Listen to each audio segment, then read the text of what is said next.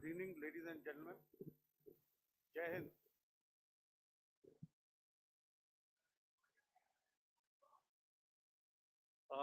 Welcome to this special press conference on Operation Sindoor. We will begin with opening statements by the three senior officers to my right here, who have been directly overseeing operations during Operation Sindoor. We have Lieutenant General Rajiv Ghai, Director General Military Operations, who will cover the aspects related to land domain. Air Marshal A.K. Bharti, to his right, Director General Air Operations, will provide insights on the air domain. And to my right is Vice Admiral A.N. Pramod, Director General Naval Operations, who will cover aspects on maritime domain. Following their briefings, we will move on to the question answer session. I now request the DGMO to commence the opening brief. Thank you, Sandeep. A very good evening to all of you, ladies and gentlemen. You are all by now familiar with the brutality and the dastardly manner in which 26 innocent lives were prematurely terminated at Pahalgam on the 22nd of April. When you combine those horrific scenes and the pain of the families that the nation witnessed with numerous other recent terrorist strikes on our armed forces and defenseless civilians, we knew that the time had arrived to make yet another of our resolve as a nation. Operation Sindoor was conceptualized with a clear military aim to punish the perpetrators and planners of terror and to destroy their terror infrastructure. What I do not state here, of course, is the often stated determination of India and its intolerance to terror. It set into motion a very diligent and microscopic scarring of the terror landscape across the borders and the identification of terror camps and training sites. The locations that emerged were numerous, but as we deliberated more, we realized that some of these terror hubs were now bereft of any presence and had preemptively been vacated, fearing retribution from us. There was also a term of reference and our own binding, self-imposed restriction to target only terrorists and thus prevent collateral damage. There were 9 camps that you are now all familiar with, which were confirmed by our various intelligence agencies to be inhabited. Some of these were in POJK, while there were others that were located in the Punjab province in Pakistan. Nefarious places such as Muridke, the hub center of the Lashkar-e-Taiba, has over the years bred infamous characters such as Ajmal Kasab and the likes of David Headley. What followed was a careful scrutiny of each of these sinister locations, their layout, configuration, even the type of construction in each structure, and the terrain obtained around these. This was with an obvious intent to deduce and identify the exact vector that was required for their neutralization, as also the eyes in the sky that we would send up to ensure that we brought back evidence that we had indeed targeted what we set out to. The precise images of these engagements on that fateful and historical night have already been showcased during the first press statement on the 7th of May that was helmed by our Foreign Secretary. I have no doubt in my mind that we achieved total surprise, and those strikes across those 9 terror hubs left more than 100 terrorists killed, including high-value targets such as Yusuf Azhar, Abdul Malik Rauf, and Mudassir Ahmed that were involved in the hijack of IC-814 and the Pulwama blast. The line of control was also violated soon after by Pakistan, and the erratic and rattled response of our enemy was apparent from the number of civilians, inhabited villages, and religious sites such as Gurudwaras that were unfortunately hit by them, leading to a sad loss of lives. The Indian Air Force played a major part in these strikes by engaging some of these camps, and the Indian Navy provided wherewithal in terms of precision munitions. The Indian Air Force obviously had their assets up in the sky, and I will here request Air Marshal Bharti, the Director General of Air Operations, to detail for you the methodology that the men in blue adopted to successfully manifest this mission. Thank you, Rajiv. A very good evening, ladies and gentlemen. It indeed is a difficult time that we have to come here like this and brief you. We could have done without this, but we had no choice. As the DGMO has detailed, the event was precipitated by the dastardly act at pahalgam. The sequence of events have already been detailed. We carefully selected the targets, and out of the 9 selected targets, the target systems that were given to the Indian Air Force were the notorious training camps at Bhavalpur and Muridke, these being further from the international boundary. Through critical target system analysis, we analyzed what was to be done to annihilate these targets and plan to engage these targets with precision air-to-surface guided munitions so as to avoid collateral damage. The modalities of planning process, I will not go through at this instant. However, what I would like to show you is the results that we achieved through our targeted airstrikes. Could I have the second slide, please?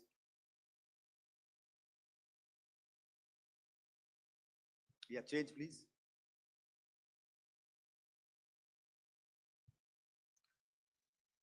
Okay. This is what the terror infra at Muridke looks like. If you see, north is as indicated, and to the right is east, where the international boundary lies. Could we have the next slide, please?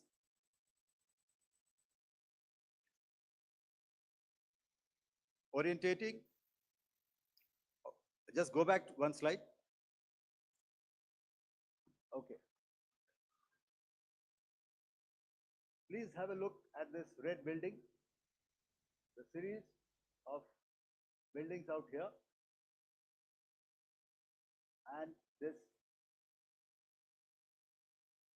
empty ground. Next. If you relate, the empty ground is here, and you see this is the first weapon that is impacting. This is the impact point number 1 on Muridke training camp with our precision guided weapon on early morning 7. Next, please. Keep your eyes glued for the second weapon coming in and the second impact on the selected target point. Next slide, please.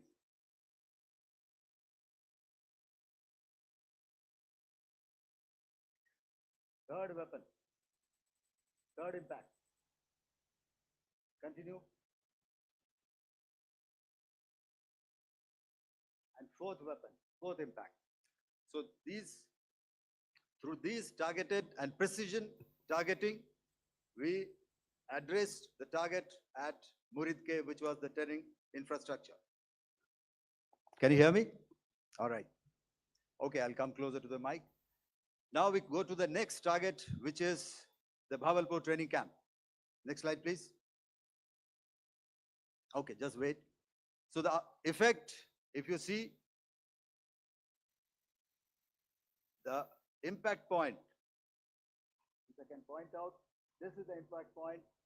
The ammunition has gone through the roof and it has created a blast inside, the photographs of which you would have, all of you would have seen. And the red building, after that, there was this double-story building. It has been completely decimated by our precision targeting. Next, please. The target system, which was in the north, a series of buildings. I'll show you how it looked. Next. Completely destroyed by our precision targeting. Next. Now coming to Bhavalpur, this is the target complex that we are dealing with, a fairly large target complex. So we had to carefully choose the points that we needed to address, which were high value and which would meet our stated objectives of eliminating the terrorists. I would like to draw your attention to this red canopy, and in relation to that, I would cover the targets. One target system is a series of buildings here, other one here, and other one out here. Next slide, please. This is how it looked before, and this is how the building looked after the impact of the weapon. And orientation in relation to this red canopy, you can see here. Next, please. Before, next, and after. The roofs have completely collapsed. Next. This is the target system. Next. Precision targeting, and we have achieved our objectives here. Next. All right, so that was what we did on the 7th. Our objective was to address these two terrorist camps, and that we did with precision. And thereafter, we maintained a robust air defense posture, because remember, our objective was to target the terrorists and terrorist infrastructure, not any other infrastructure, not the Pakistani military, not the Pakistani any other infrastructure. So that is what we have maintained on the 7th of May. However, what we saw in the evening of 7th of May, we were saturated with a raid of Pakistani unmanned aerial vehicles and small drones. And these came in waves in our civilian areas, over our military installations, and all of them were successfully intercepted. Few of them did manage to land. However, there was not much damage that they did. And we have our robust counter-US hard kill and soft kill systems which did the job. However, the difference here was that we had targeted the terrorists. The adversary now has targeted our civilians and the military infrastructure. So it had to be responded to. So in a quick and calibrated response, that very night, we struck their radar installations at Lahore and close to Gujranwala, the LYT installation, to indicate to him that we are ready, yet we do not want to escalate. Our fight was with the terrorists and not with the Pakistani military establishment. Thank you.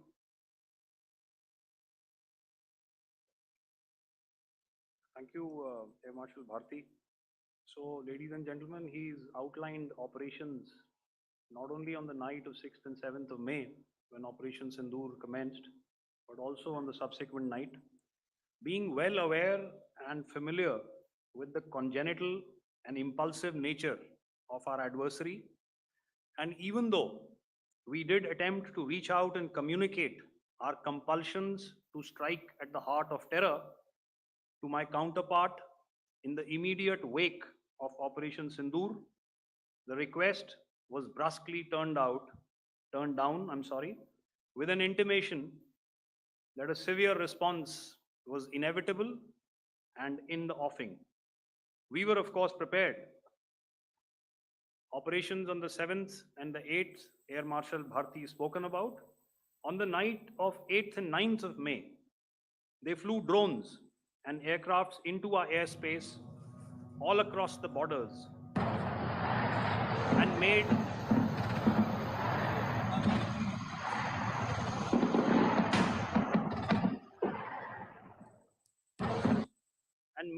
largely unsuccessful attempts to target numerous military infrastructure. Violations on the line of control by Pakistan also commenced yet again and precipitated into fierce arty engagements. The air operations on the night of 8th and 9th of May, I'll yet again request the DG Air Operations to cover.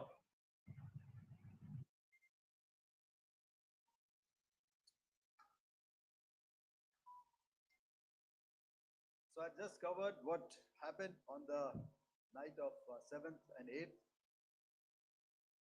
What we found that on the night of 8th and 9th, starting as early as 22:30 hours, our cities had a mass raid of drones, unmanned aerial vehicles, UCAVs, starting right from Srinagar, going down right up to Nalia. It was a mass raid in waves, and it was relentless. However, we were prepared, and our air defense preparedness ensured that there is no damage on ground or to any of the intended targets that the enemy might have planned for. The difference between 7th night and 8th night was that on 7th night, he sent in his Yiha class of UAVs. However, these UAVs can go some distance, they are armed. However, on the 8th, less numbers of armed UCAVs were there or UAVs were there, and more numbers of quadcopters, maybe for surveillance or just for harassment of civilians. This continued till midnight. Our air defense preparedness ensured that there was no damage on the ground, either to the military installations or to the civilians. However, the enemy had yet again shown that he wanted to up the ante and he wanted a fight, and we were up to the task. In a measured and calibrated response, we once again targeted his military installations, which included his SAM sites at Malirkant. This also included his surveillance radar sites at Lahore and close to Gujranwala. These were suitably addressed, and thereafter his drone attacks continued even till morning, which we countered, and during the daytime there was some respite. Here I would like to bring out another aspect. What we found was that while the drone attacks were being launched from somewhere close to Lahore, enemy had allowed his civilian aircraft to also continue to fly out of Lahore. Not only his own aircraft, but international passenger aircraft, which is quite insensitive, and we had to exercise extreme caution, even at the cost of some tactical disadvantage, to ensure that there is no damage to any of the civilian aircraft. And this was also brought out in our press briefing during the day. So I will now hand over to my colleague to cover the events of 9th onwards. On land, we also undertook certain measures such as deployment of air defense and electronic warfare assets to establish an integrated grid with the Indian Air Force. And I have seen and heard some of you wax eloquent about the benefits of such an architecture when it comes to negating and combating air intrusions. We also carried out deployment to include movement of our forces in the land, sea, and air domains. The night of the 9th and the 10th of May saw similar intrusions by drones and aircrafts. And this time, there was a concerted effort to target airfields and some very, very important logistic installations, albeit yet again unsuccessful and denied gallantly and efficiently, I must say, by the integrated Indian Air Force and Indian Army Air Defense. We further strengthened our deployment and also initiated some pressure points to send a very clear and unambiguous message to the other side to desist from any misadventures on land. Some of the airfields and dumps saw repeated attacks in waves from the air. All were thwarted. The Pakistan Army has reported to have lost approximately 35 to 40 personnel in artillery and small arms firing on the line of control between the 7th and the 10th of May. What the other side had probably also not reckoned with was the speedy and precise turnaround and hit back by the Indian Air Force. And I will yet again ask Air Marshal Bharti to speak about these significant and game-changing strikes. I will thereafter request Vice Admiral Pramod, my colleague and Director General of Naval Operations, to tell us about some very telling naval maneuvers in the Arabian Sea that exerted pressure on the night of 9th and 10th of May. Over to you, sir. Commencing about 2000 hours, that is 8 p.m. local time, on 8th of May, several Pakistani unmanned aerial systems, drones, combat vehicles attacked multiple IF bases. These included Jammu, Udhampur, Pathankot, Amritsar, Bhatinda, Nal, Dalhousie, Thois, Jaisalmer, Uttarlai, Falodi, Nalia. These were almost simultaneous and they came in waves. All our AD guns and other systems were waiting for them. All these waves were neutralized by our trained crew using the air defense systems that they have. And also, some of them were utilized using our legacy systems like Pechoras and IF Summer, which we have recently acquired. And some were neutralized by the Garud snipers. There was no damage on ground from these incursions and these mass raids, if I could call them, from the Pakistani side. However, following these relentless attacks on our air bases, on our forward positions, and on our civilian targets, this was time to convey some message to our adversaries. And therefore, a decision was taken to strike where it would hurt. And towards that, in a swift, coordinated, calibrated attack, we struck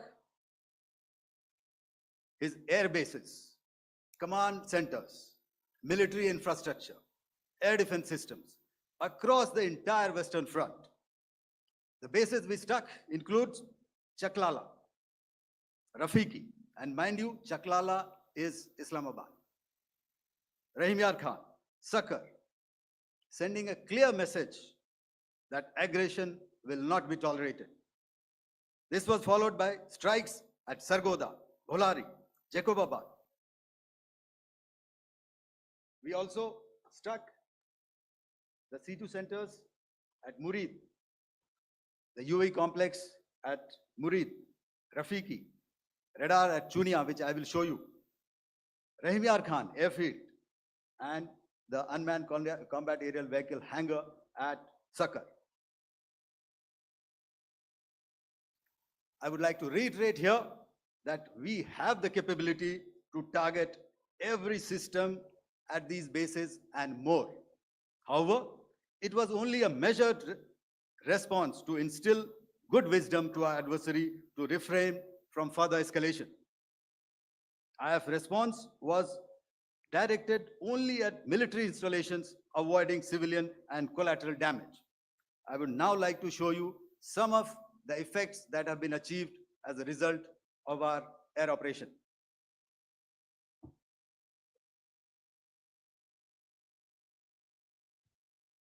Here is the Pasroor air defense system, if you could see. Zoomed up view, this is the radar mounted on a high tower. And after the strike,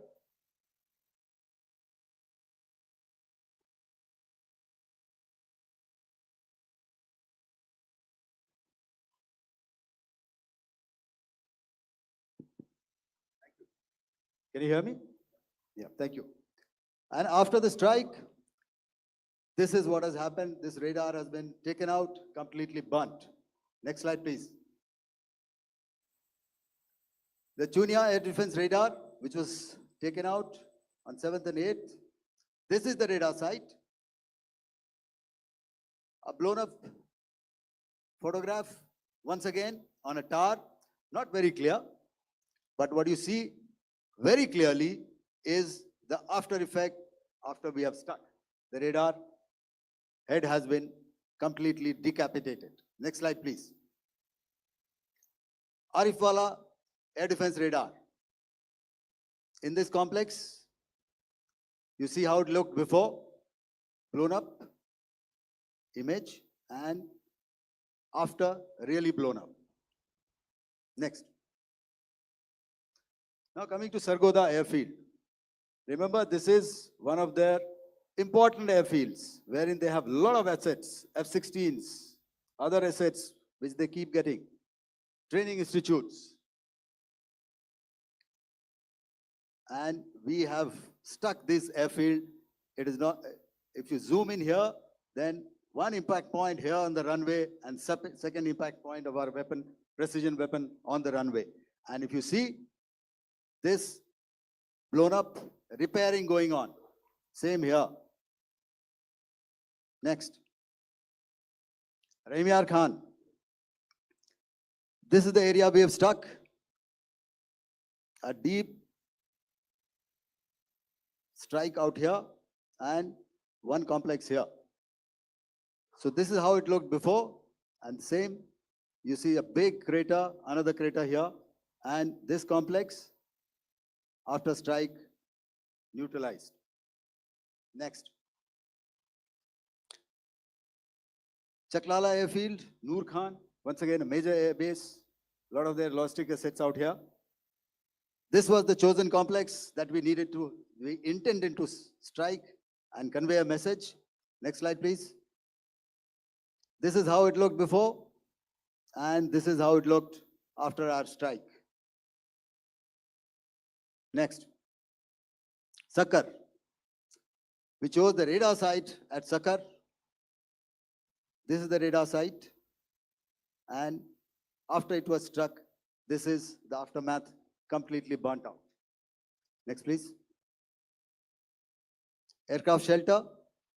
This is how it looked before the strike, and this is how it looked after the strike.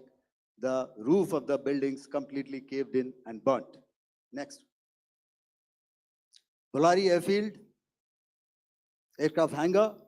This is how it looked before, and this is how it looked after the precision strike. Next. Jacobabad, aircraft hangar, and this is how it looked after. Next. So what I'm trying to convey here, ladies and gentlemen, is to start with, Our fight was neither with the Pakistani military nor with anybody else who's there on the other side. Our fight was with the terrorists. We neutralized the terrorists that we selected to be neutralized, and thereafter, we only maintained the air defense posture. However, we were relentlessly pounded by waves after waves, night after night, by his UCAVs, by his drones, and by his other unmanned aerial systems. And that left us with no choice but to retaliate. And yet our retaliation was calibrated, it was graduated, and it was proportionate. Thank you.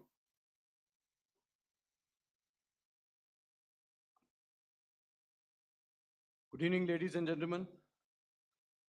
In the aftermath of the cowardly attacks on innocent tourists at Pahalgam in Jammu and Kashmir by Pakistani-sponsored terrorists on 22nd April, the Indian Navy's Carrier Battle Group, surface forces, submarines, and aviation assets were immediately deployed at sea with full combat readiness in concert with the Joint Operation Plan of the Indian Defence Forces.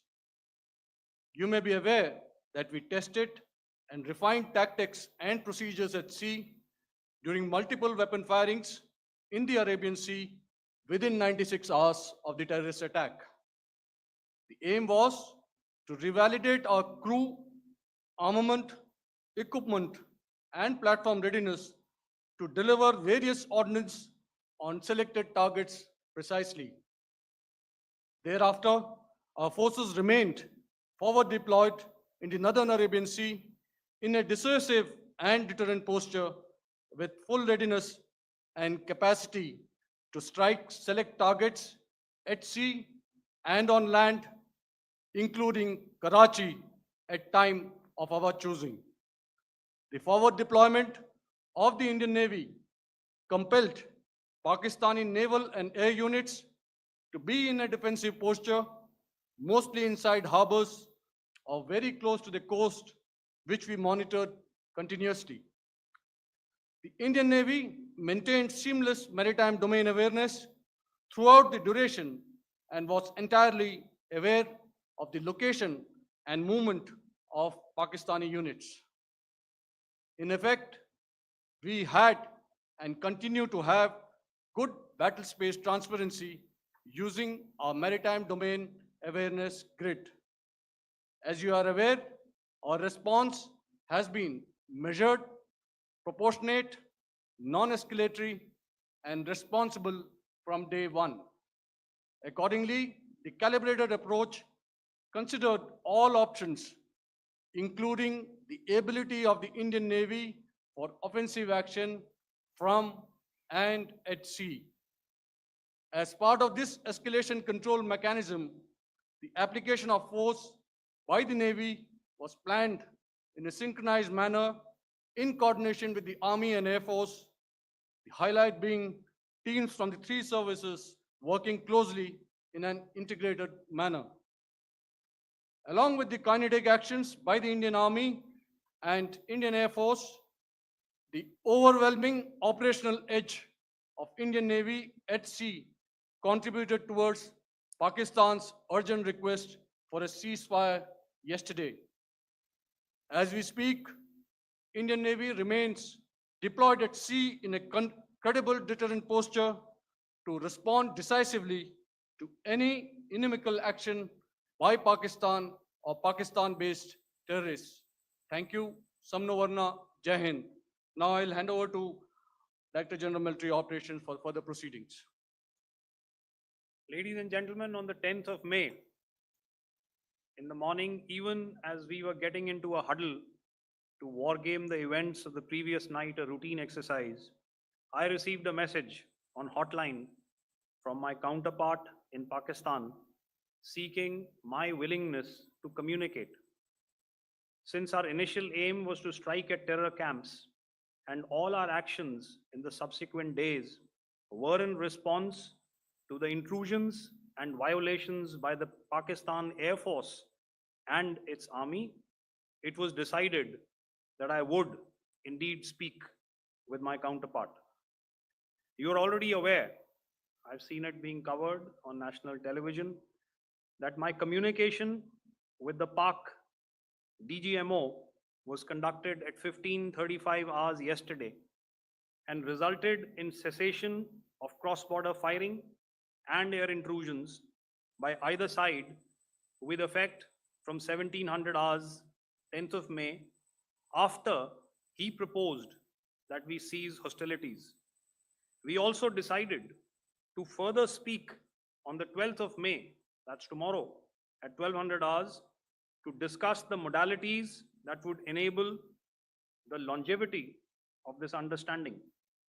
However, disappointingly, and must I add,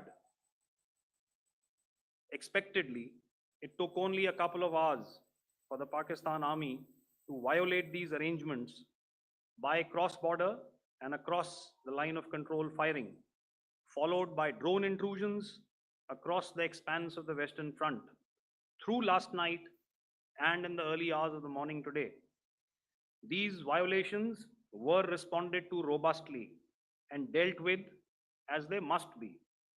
We have earlier today sent another hotline message to my counterpart highlighting these violations of the understanding between the DGMOs on the 10th of May, and our firm and clear intent to respond to these fiercely and punitively.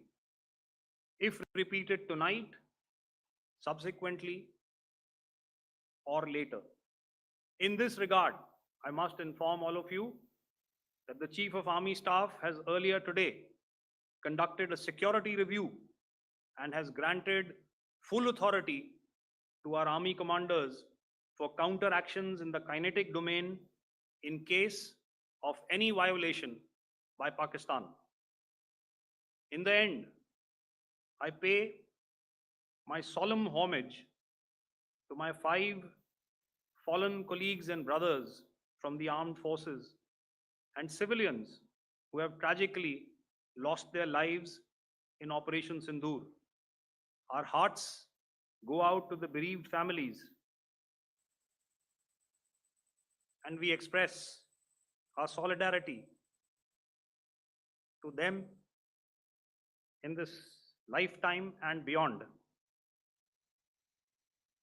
at this grave juncture in their lives. Their sacrifices shall always be remembered and spoken of in glowing terms by a grateful nation. We have thus far, ladies and gentlemen, exercised, and my colleague Pramod highlighted this, immense restraint, and our actions have been focused, measured, and non-escalatory.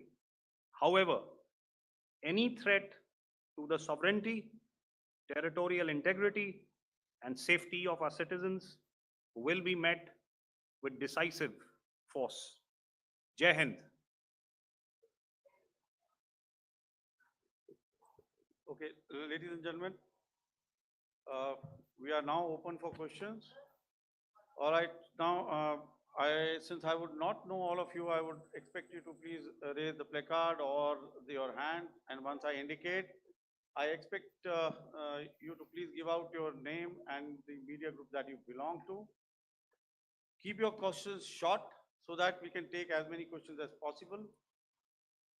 Also, ladies and gentlemen, kindly bear in mind that confidential aspects may not be answered by the 3 DGMOs.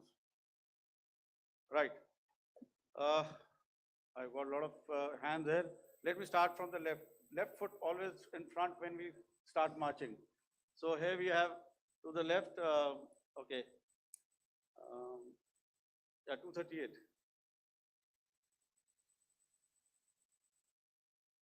Hello. So this is Manas Pratimugyan from PTI, Press Trust of India. So the understanding that was reached yesterday on stopping the military operations and actions, was it for just 3 days? And what would be the cost escalation if there is violation of this understanding by the Pakistani side? And my subsequent question would be that we have a kind of ceasefire agreement with Pakistan that was finalized in 2003. So will there be some kind of similarities in frameworks between the two kind of understandings, 2003 ceasefire agreement and the current understanding on stopping military operations? And again, what are the cost that will be incurring on Pakistan if Pakistan again resorts to this kind of terrorist activities, because we have made it very clear that the cost will be very high. So I would like to have your thoughts on it. Okay, so I'll answer the latter part of the question first. I also want to add that while the initial ceasefire agreement, as you correctly pointed out, is of the 2003 vintage, but I must remind you that in 2021, in the month of February, and this was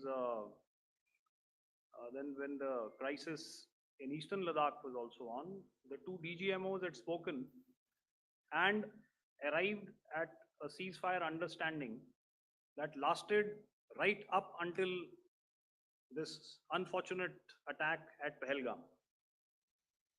Once our Foreign Secretary had announced the decisions of the CCS in the immediate wake of that attack, he had announced certain measures. And then, of course, Pakistan had in turn made its own announcements. Since then, there have been certain violations of this ceasefire understanding. And of course, after the 7th of May, like I pointed out during my statement, that there have been numerous violations on the line of control, especially, and of course, along the international boundary by the Pakistan Army and the Pakistan Air Force. This understanding that we spoke about yesterday, no, it was not for 3 days. It was first to stop aggressive and hostile activities immediately, let that order and direction settle down for about 36 hours, and thereafter discuss modalities, like I said, to ensure its longevity. That is tomorrow on the 12th of May.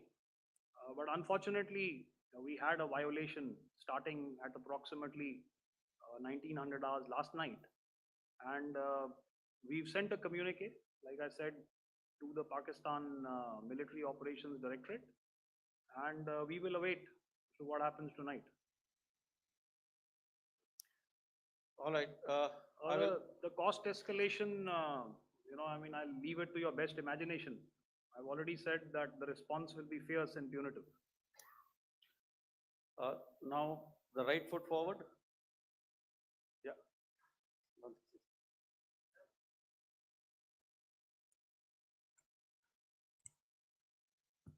Sir, I'm Ajit Dubey from ANI, sir. Sir, my question is that you talked about the loss of lives to the Pakistan army, that was around 35 to 40 kills secured by the Indian army. Sir, can you tell us what would be the total loss of life to the Pakistan army in both army and air force attacks, sir? And how good was the performance of the BrahMos, Scalp and the S-400 during the operations? And sir, since we have, sir, just one line. No multiple questions. Sir, All right. and since sir, we have achieved such a spectacular, we have made good achievements in this entire operation. Can we say that we have emerged victorious, or we have a big upper hand over the Pakistanis in this entire conflict? Thank you very much, sir. So I'll answer the question about the loss of lives on the other side. Of course, there are various means to ascertain that number.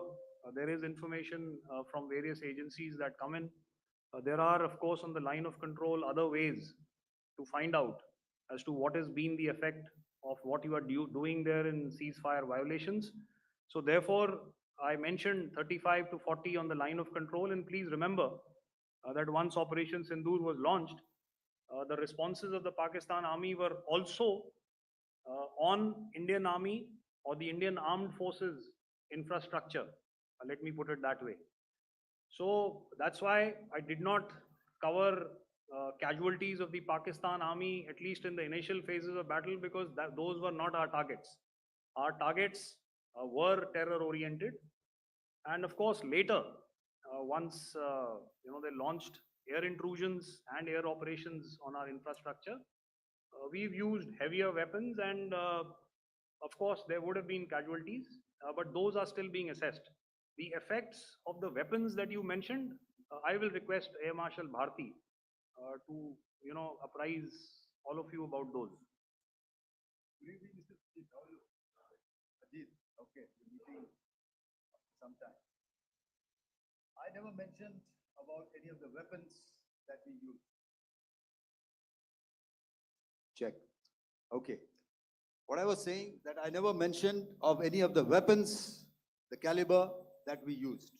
All right. So we leave it at that. Those are matters of operational details which I would not like to go into. But suffice to say that whatever methods and whatever means we have chosen, it had the desired effects on the enemy targets. How many casualties? How many injuries? Well, to start with, our aim was not to inflict casualties, but in case there have been, it is for them to count. Our job is to hit the target, not to count the body bags. And the last part of your question, I wonder if you read out the tweet on ADGPI at midnight once we'd done what we had to in Operation Sindoor. And that's credit to my friend here on the left. Justice has been served, Ajit. That is all that I will say. Ajit, I'll request you to, refrain putting words into his mouth. All right. Yeah, I'll come back to the left. 147. Sorry, 47. No, 47. Did I see it here or? Yeah. Good I evening, saw it there. gentlemen. Sorry, 147, I saw it there. Sorry. Yeah, since I've already said 147, start please. Hi, sir. Good evening. This is Shivam Patel from Reuters News Agency. Thank you for giving me the opportunity. My question, sir, is how many military targets did Indian Armed Forces strike in Pakistan in response to the attacks from Pakistan?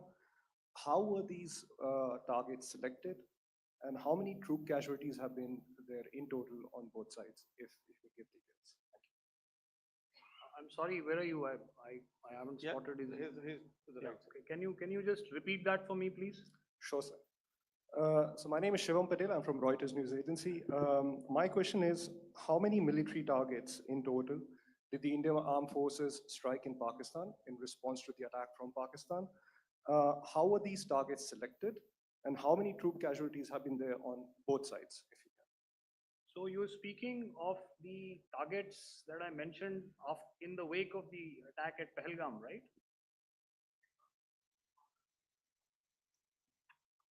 Yeah, I think it's amply clear to everybody here that the Pakistan Army has not crossed the international boundary, neither in the plain sector nor on the line of control. So the intrusions have been in the air. There have been certain attempts on the line of control when ceasefire violations have been on to try and infiltrate and carry out and perpetrate activities that we are all very well familiar with. Whether these are by terrorists or by the Pakistan Army or its special forces and commandos is difficult to say, but each of these have been effectively thwarted. So therefore, as far as engagements of military targets on the other side is concerned, I thought Air Marshal Bharti covered those very well and in detail. And he also mentioned as to how they went about targeting those. I think those images were very clear and very, very graphic in telling us as to what we needed to hit. And you'll remember right at the outset, I said that we even went into what was the construction in each of these locations, and therefore decided on the vector that had to be utilized. Please. Okay, if I could add to what the DGMO has said, I have already detailed the targets. Now, whether it is X numbers or Y numbers is that is immaterial. And what damage have we inflicted? You have seen. What are the casualties on the other side? As I said, that is for them to count. As far as we are concerned, from the air defense side, if they had a choice, they would have definitely come in. They're fighters, there are more numbers of UCAVs. It is not that they did not intend to come in. It is only that our robust AD posture prevented them from coming in. So that must be known, and that must be realized by all the audience here. Yeah, I'll come to the left now, 24.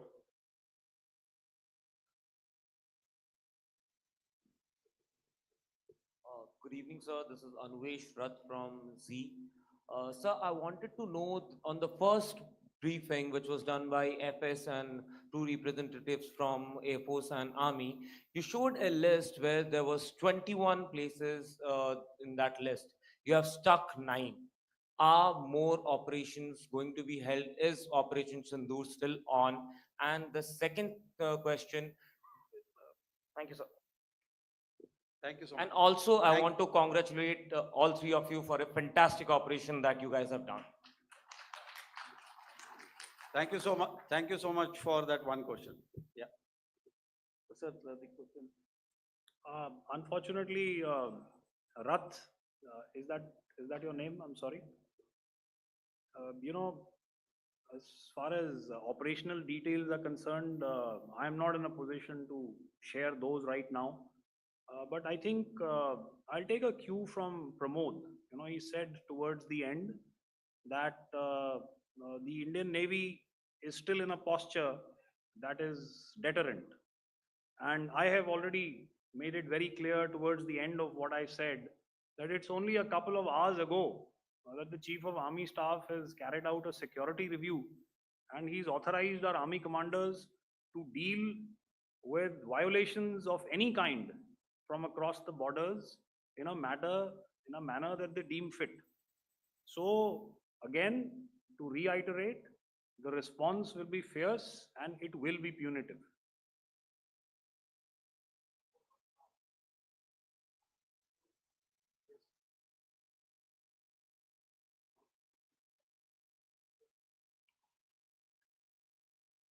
I'll go back this side now. Yeah, 255. She said middle wale kya karenge? So 255. Oh, sorry. Good evening, sir. Yeah, 255. I'm Shailesh from National Defense. Please allow me, first of all, to pay my gratitude for protecting us Indians. Thank you very much. Sir, since the enemy has been talking about taking down our aerial platforms,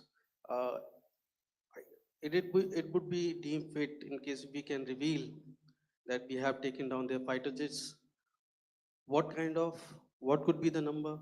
Though you said that they may be not good to reveal the platforms, but since this has come from various quarters in Pakistan, so I believe that we need to answer in case if you can, sir, if you may allow. The question is for me? Yes, sir. Okay, and if I get it right, you want to know how many of their planes we have downed? Yes, sir. Yes, sir. All right. See, as I said, their planes were prevented from coming inside our border. All right. So we do not have the wreckage with us, but definitely we have downed a few planes. Numbers, we would not like to hazard a guess out here. Okay. I have the numbers, okay, and we are getting into the technical details of it to establish it. So I would not like to put a figure at this time, but definitely there are losses from their side which we have inflicted. Were they Please don't ask. fourth generation plus, sir? No, See, sir, you're putting words into my mouth. Why do Sir, you say fourth generation? Let us make it high tech. Thank you so much. sir. all Thank right. Yeah, 163.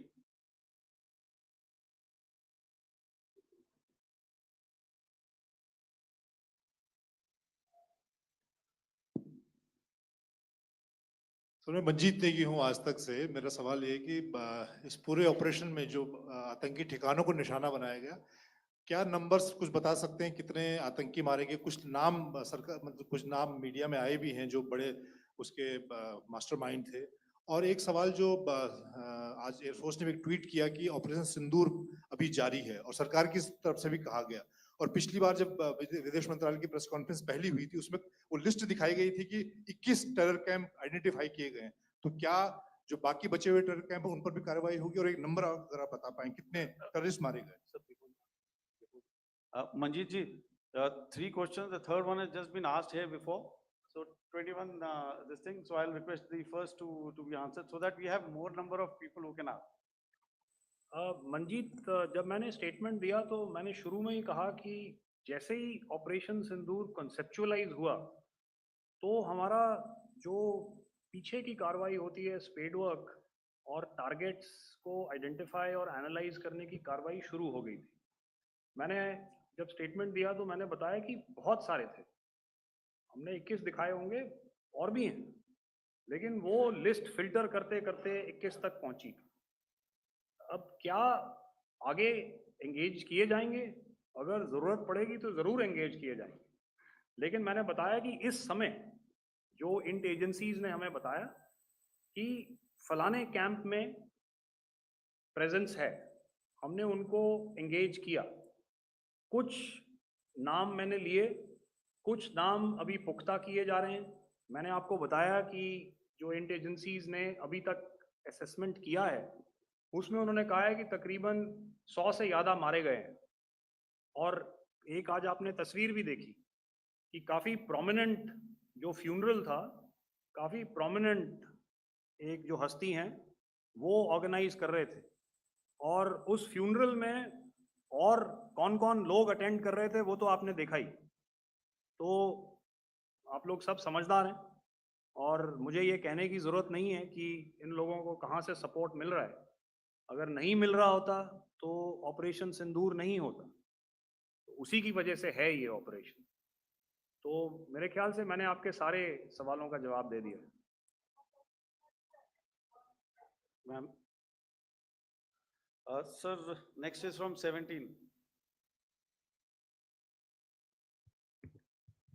Sir, मेरा नाम अंजू निर्वाण है, GV9 Bharatvarsh से।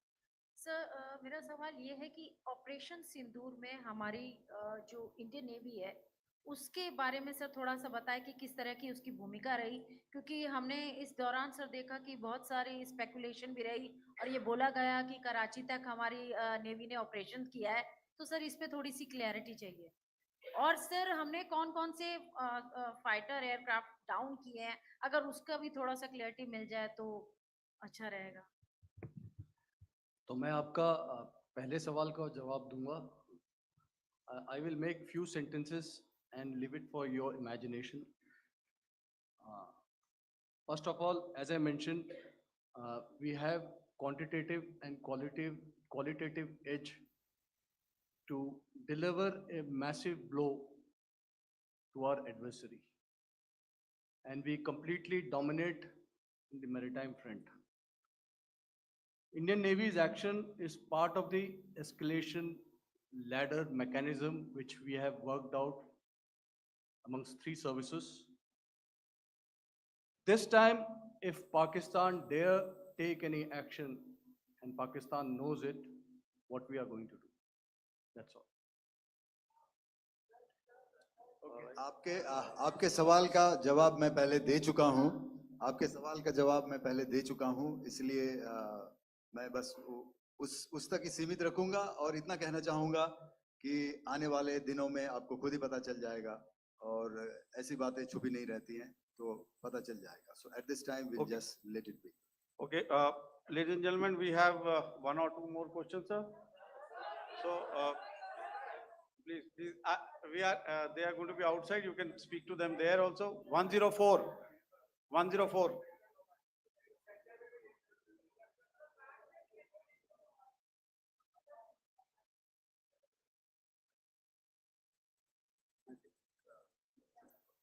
Yeah, ask.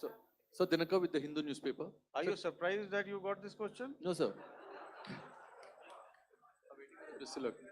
Sir, can you give a number of assets we lost, because there's been a lot of speculation going on, international media writing a lot of things about our platforms, including Rafales. I mean, Pakistan claiming that Rafale has been downed, etc. Can you put that question to rest and clarify on that? I guess that question is for me. All right, I'm happy that you've asked this question. You know, we are in a combat scenario, and losses are a part of combat. The question that you must ask us, okay, and indeed that we must ask ourselves, you inclusive, is have we achieved our objectives? Have we achieved our objective of decimating that terrorist camp? And the answer is a thumping yes. And the results are for the whole world to see. As for the details, what could have been, how many numbers, which platform did we lose? You know, at this time, I would not like to comment on that, because we are still in a combat situation. And if I comment on anything, it will only be advantage adversary. So we don't want to give him any advantage at this stage. All I can say is that we have achieved our objectives that we selected, and all our pilots are back home. Thank you. Okay, hold. Please don't. Please be civil here. So we'll have 220 now. Hello sir, this is Anita Chaudhary sir from Swadesh newspaper. मेरा सवाल है, क्योंकि ये हमारे जो पहले जो action रहा वो आतंकवाद के खिलाफ रहा, तो आतंकवाद में अजहर मसूद की तरफ से एक बयान जारी किया गया था जिसमें उन्होंने कहा कि हम इसका बदला लेंगे और जार जार रुलाएंगे। तो क्या अगला, अगर खुदा न खास्ता अगला टेरर अटैक किसी भी तरह का होता है, तो क्या उसे एक्ट ऑफ वॉर में हमारी तरफ से लिया जाएगा और उसका क्या माकूल जवाब दिया जा सकता है? मेरा इसमें सिर्फ एक ही जवाब है आपके लिए कि हमने अपनी कार्रवाई करी। हमने उसके बाद मैंने अपने स्टेटमेंट में भी बताया कि ये कम्युनिकेट करने की कोशिश करी कि हमने इस तरीके से ये जो स्ट्राइक्स हैं वो क्यों की। लेकिन जो हमारा एडवर्सरी है उसने जैसे मुनासिब समझा वो कार्रवाई करी। तो आपने देखा कि ये जो एक्टिविटीज़ चल रही हैं 3-4 दिन से, ये कोई वॉर से कम नहीं है। नॉर्मल सर्कमस्टांसेस में एक दूसरे देश की एयर फोर्सेस हवा में नहीं उड़ती हैं और एक दूसरे के ऊपर स्ट्राइक्स नहीं करती हैं। हर रात इंट्रूजन्स नहीं होते हैं। लाइन ऑफ कंट्रोल पर सीज फायर वायोलेशंस, आपके एक साथी ने सवाल पूछा था शुरू में, एक सीज फायर अंडरस्टैंडिंग था, वो भी जा चुका है। उस सीज फायर अंडरस्टैंडिंग के जाते जो फायरिंग हो रही है लाइन ऑफ कंट्रोल में, उसमें घुसपैठ की कोशिश हो रही है। आमतौर पर ये घुसपैठ लाइन ऑफ कंट्रोल में टेररिस्ट करते हैं, लेकिन हमें इंफॉर्मेशन है कि हो सकता है ये पाकिस्तान आर्मी की टोलियां भी हों जो हमारे पोस्ट के ऊपर खामी पहुंचाने की कोशिश कर रही हैं। तो ये सारी एक्टिविटीज तो वॉर में शामिल हैं। तो ये कहना मुश्किल है कि आगे क्या होगा, वो स्पेक्यूलेटिव जोन में आ जाता है और मैं स्पेक्यूलेट नहीं करना चाहता। हर एक सिचुएशन अलग होती है और उससे एक तरीके से डील किया जाता है। मैं एक सवाल इसका मैं जवाब देना चाहता हूँ, एक मिनट। सो जो मिलिट्री होता है, our main job is to prevent war and maintain peace and stability. So it is not that our response is a graded response. That means अगर किसी ने किया तो उसको graded उसमें किया, जैसे terrorist action हुआ तो what we did is a terrorist action and we destroyed all the terrorist camps. उसके बाद आपने देखा कि उनने थोड़ा सा कोशिश किया तो हमारे एयरफोर्स एंड आर्मी ने क्या किया, तो मिलिट्री टारगेट्स हैं उनको उनके ऊपर थोड़ा. So our aim is to maintain peace and tell them our adversary that you do this and the response will be bloody. Okay, now as per the, please, we'll have 166 and 25, and after that, no more, please. Sir, sir, this side. Ladies Excuse and me, sir. gentlemen, please Sir. maintain, Sir, I'll this request side, you to sir. please be quiet. Jal Ghai, No, this side, sir. we have only two Sir, questions left, 166. Yeah, please start. So I'm Rahul. Rahul Singh from Hindustan Times, sir.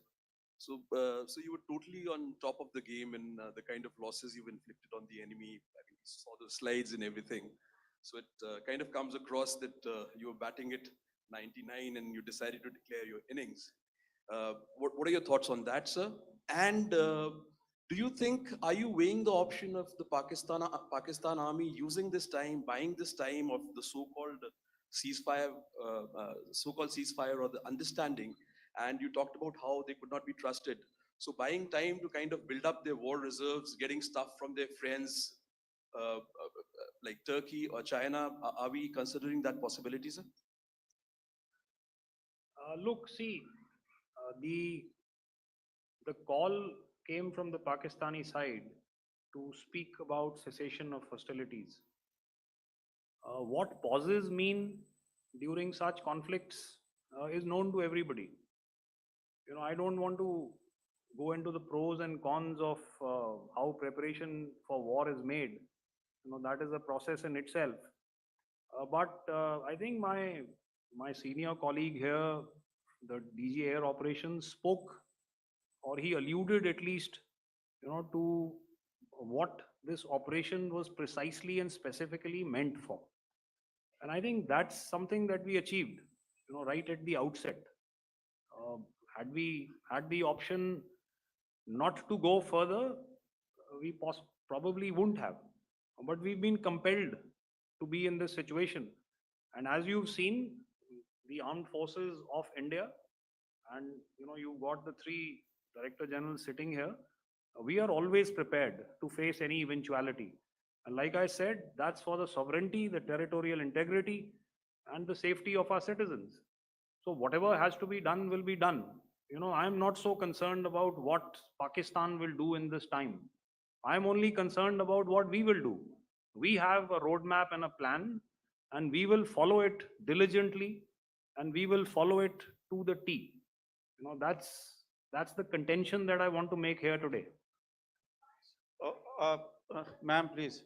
Okay, the last question, and ma'am, 25, she has been she's been asking since Sir. the first one. Sir, I'm Nandita. Sir, She's not asking a question. Sir, I'm Nandita Dagar, DGAR from DD News and DD India. Sir, I wanted to ask you that my question is to General Ghai. Sir, you spoke to your counterpart yesterday and the Pakistani counterpart. Sir, what is the Indian Army's assessment that despite that agreement, that talk that you had, despite that agreement coming into effect at 1700 hours yesterday, why did they violate it? And number two, yesterday at the for joint defense ministry and foreign ministry briefing, Wing Commander Vyomika Singh and Colonel Sophia Qureshi had told us that we have cited the Pakistani troops amassing at the borders and at the LOC. Sir, has that situation changed? Have they withdrawn? And sir, if in case, despite now there is a lull, of course, but if tonight again, if the enemy again carries out shelling and aerial intrusions through drones, what is going to be our response?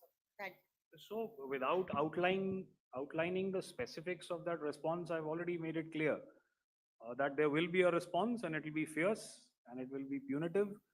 Why the Pakistan army chose the option of violating the understanding that was arrived at earlier yesterday, I think that's a question that we best answered by the Pakistan DGMO. I wouldn't be able to, you know, give you that. But, you know, in situations such as these, and if you go back into any conflict, sometimes these understandings take time, you know, to fructify and manifest on ground. But without, you know, getting into the reasons. It is our mandate to be prepared at all times, and that we were. It's not as if because there was an understanding we weren't prepared. I must tell you that the armed forces were on a very, very high alert, and they continue to be in that state even as we speak. All right. Ladies and gentlemen, please, ma'am, please. Okay, thank you so much for coming today. Those who have missed asking a question, those who have missed, see, I knew I'll grab this attention from you like this. Those who have missed the opportunity to ask a question can give me a written one. I will definitely get back to you with that. And also, they are they are invited for a cup of tea in my office day after tomorrow. Thank you, ladies and gentlemen, for coming.